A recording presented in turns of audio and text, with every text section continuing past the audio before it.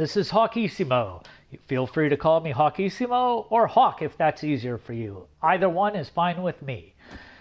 In this video, we're going to be talking about Sun Wukong, one of the warriors that's in the free rotation cycle, and I'm trying to complete one of each. This is a quick guide for the casual player, those who are playing my favorite mode, Clash, or Siege, or Joust, or Arena, because the builds there vary a bit from what you should see in Conquest, and the meta is different.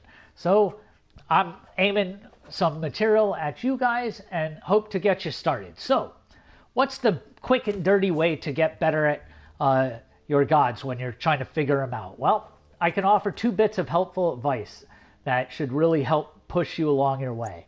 And that's making sure you set up the ability builder customized to your preferences. And I plan on giving you specific advice for how I would build the Monkey King here. And setting up your item builder. While I frankly manually build my build each time, I always do it off the initial page of the store because I've set up my item builder with my common items. And I rarely have to navigate outside of that to find that perfect counter pick item. Okay, with that said, let's pop right on into the ability builder. I'm going to assume that you guys don't need me to read what each one of these do and can go ahead into your own game and do that. But let's talk about the sequence that I feel you should be advancing them in. With the thought that wave clear at levels 1, 2, 3 not as vital in the casual modes as they are in Conquest, where you're definitely fighting over the ability to clear that wave effectively, make rotations to steal buffs or secure your own, to get ganks going on, and return to lane and get the full efficiency of that wave. Because you have fewer lanes and you have the same amount of players in everything but Joust, you get much more congestion. And frankly, the gold per minute is just flat out higher. And that adjusts a lot of different things from how you want to advance your abilities to how you want to build your build. And that's the point of this video. So with that in mind, I have you definitely starting with Magic Cudgel and then going into Master's Will. These two are going to be your primary source of damage and are nice 1-2 combos with nice quick cooldowns of 10 seconds. And the reason I don't have you focusing on one over the other is I find when I'm the Monkey King, I'm jumping right up in people's face and hitting one right after the other anyway. So I want to maximize the amount of damage from both. And they both have different nifty effects. Magic Cudgel is better at clearing minion waves because they and jungle camps take the extra 25% damage. But frankly, Master's Will is better when dealing with enemy opponents because I'm throwing the slowdown on them, making sure they have to stick around and deal with me while I'm wailing on them. Okay, so I then come back to the Magic Cudgel. I don't like to go much further before I start to be able to have an escape and or attack, and believe you me, people hate it when Sun Wukong Tiger damages them because that starts to get kind of stupid damage as we get later in. Plus it has a stun on it. So you have that stun, you have that slow, and you have slappy damage when they get far away from you because of the silly range of Magic Cudgel. That's part of what I love about Sun Wukong. Okay, then you'll see I keep alternating between these two because I want you to be able to do both. I favored Magic Cudgel for one reason only, and that's because of its increased range. Okay, then I have you coming back into your 72 transformations and finishing that off. I find a lot of times you're using it as your escape by turning into the eagle, but don't sleep on the disruption that either tiger or ox does. So both valid and good uses. Also keep in mind that ox makes you immune to slows, roots, and knockups. So if you're anticipating them from specific gods that you're facing, you can effectively clear that. Finally, his ultimate. I do have you grab it the first level at 5 when you're eligible, but then waiting for the rest. And the only reason I have you waiting for the rest, while I like the extra 50 points of damage, it just doesn't justify investing the points there when I have such ready access to these other abilities, either bringing down the cooldown on 72 transformations, or the rapid reuse of the 10-second without any cooldown in these two abilities. So that's why, and again, I don't think the 5-second cooldown justifies. So there you go. There's my advice on the ability builder and the thought process, in case you want to hear that and say, well, I agree with this portion, but not that portion. At least you've heard the thought process and can make decisions on your own accordingly. Okay, the item builder. Here's the item builder that I have. Sun Wukong is going to primarily get his damage out of his 1-2 combo, supplementing that with Tiger Dashes here and there. Don't feel bad about going up into your ult and immediately slamming down for damage if that's going to confirm a kill for you. As such, Bluestone Pendant is fantastic. You're going to get the 2 stacks of it by your 1-2, and that's a lot of extra damage at first and second level. In fact, it's stupid damage, and part of the reason Odin is so powerful. But we'll talk more about that when we get into Odin. I want you to build the warrior boots. Not only is he a warrior, but I'm going to kick out here and come back here. These are very good scaling, 60, 65, 80, and 120. So we really are concerned with the amount of power that Sun Wukong is going to build versus some other warriors, because he effectively makes use of it in ways that certain other warriors don't. So you're going to go across this. I like picking up, even though his ulti has a heal on it, I like having the extra safety and security in every mode of carrying the chalice. It means that I'm not greedy with my potions because I already put out the initial cost for it and get a refill every time I return to the fountain. So then we come down into the core line. I like getting the extra cooldown on Sun Wukong, and my first 2 items provide just that. You get 20 points of cooldown on the first item, you get another 10 off the second. This one gives you physical protection. It's a Breastplate of Valor under physical protection, plus some extra mana and some some mana regen. This gives you the magical protection, gives you 25% attack speed to you and your allies. All the auras treat yourself as an ally once you put it on and you're in the game.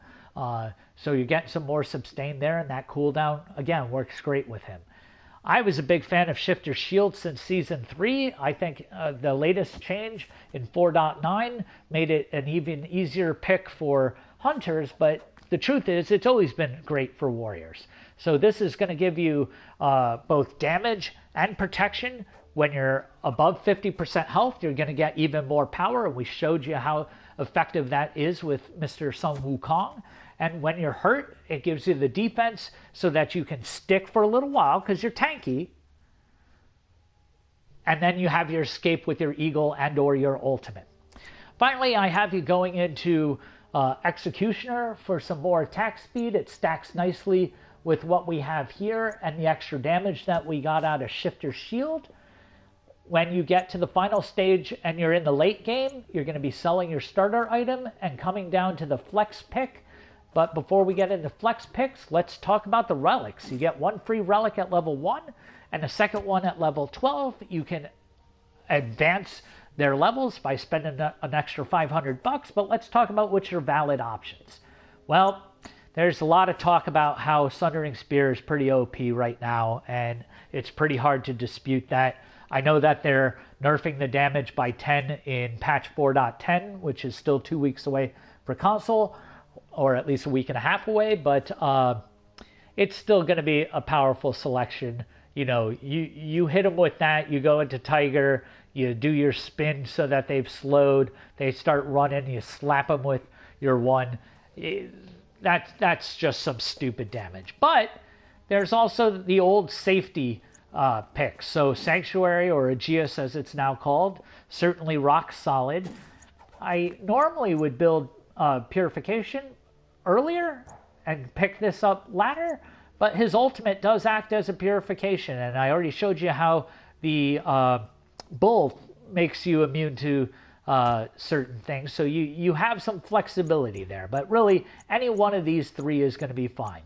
Finally, although I am tanky, I've built you items that definitely secure that. I think late game meditation is undervalued in casual mode and probably in conquest too.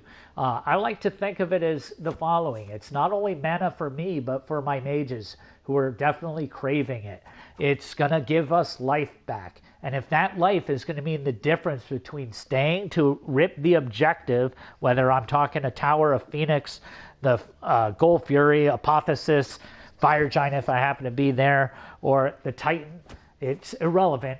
That extra couple hits can mean the difference between success and having a retreat and that thing starting to heal back. And that means a bit of a failure. So flexibility in your options there. Any combination of those four, you're in pretty good ground, solid standing, and you've heard the thought process for each.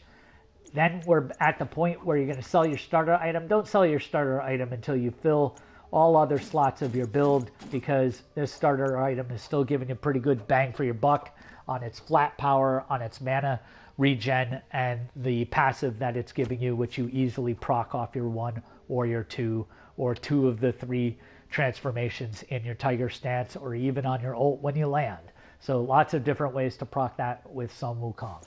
So your flex builds. I really like to think Titan's Bane is the go-to choice more often than not. And again, for all the same reasons that I gave about ripping objectives. You know, if meditation was important, well, so's that percentage penetration. That's where Titan's Bane shines, so never sleep on that. However, if your hunters and your mages have built either Titan's Bane for the physical or Obsidian Shard for the magical, well, then you can start to feel free to go into some more of these defensive items. Magi's Blessing is a little underappreciated in my eyes. Yes, it's only 15 protections for both magical and physical, but you also get that health and you get that built-in sanctuary. Adding health to all the armor that you have with these items really changes your effective health in a very positive way. It means that you have more defense, so you're lowering the incoming damage, but that gets countered by penetration, right? Having high health can get countered by a couple different items, Quinn Size being one of the most obvious. When you combine both of them, you really get to be stalwart in the face of the enemy opposition. Finally, a mix of power and pen is never bad, and Brawler's Beat Stick is rock solid at all stages of all games. The fact that it has a nifty anti-healing passive is just gravy as far as I'm concerned. It's solid without. 40 power, 15 pen, and that great passive. It's not just healers, it's people who have heals in their kit. It's the potions, it's the meds, it's all of that stuff. So there's your A build. Your B build would still be started with that top line, but then we come down to this line and we go in this sequence. This is a slightly more aggressive way to build. And why is it more aggressive? Because we very quickly went into Shifter's Shield. So we decrease the amount of cooldown that we start with in the face of having that more aggressive power early. Let that 1 and 2 really shine. Sure, then I have you go into some physical protection and cooldown.